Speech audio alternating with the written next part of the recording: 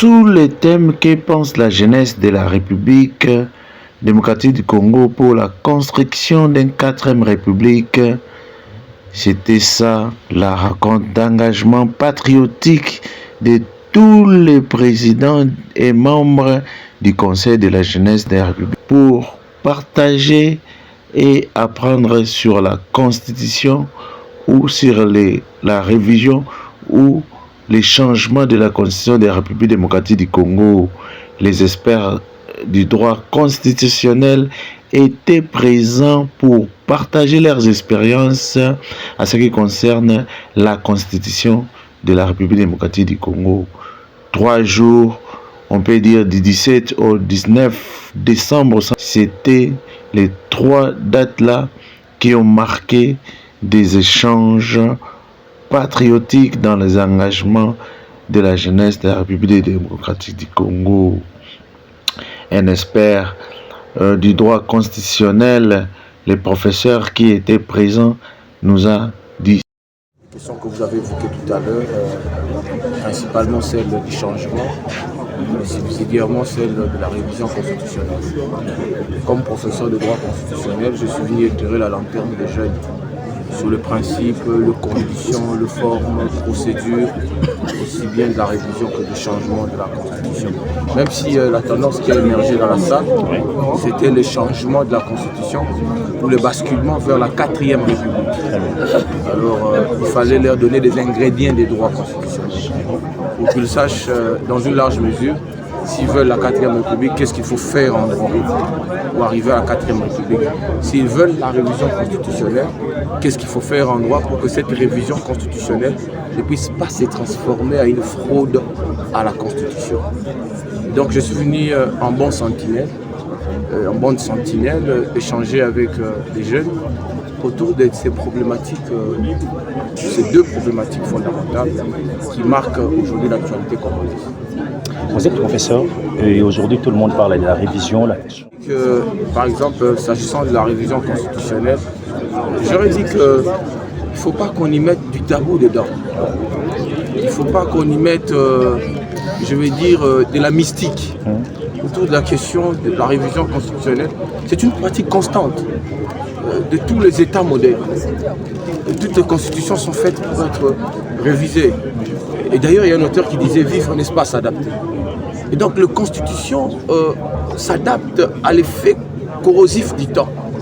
Parce qu'en droit constitutionnel, nous concevons mal qu'une génération soit assujettie par les lois qui ont été élaborées par une autre génération.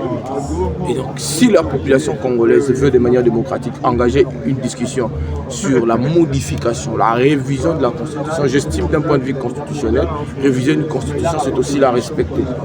Et d'ailleurs, je l'ai mentionné dans mon speech, que dans cette Constitution, il existe véritablement des dispositions handicapantes. Que vous n'avez pas énumérées. Et j'en ai dénombré 13 dispositions handicapantes.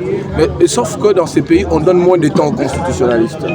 On donne plus de temps aux constitutionnalistes et des dimanches, qui discutent des dispositions qui ne sont pas par ailleurs malades. Et puis ça fout les débats et le débat perd tout son éclat et tout son intérêt en droit constitutionnel.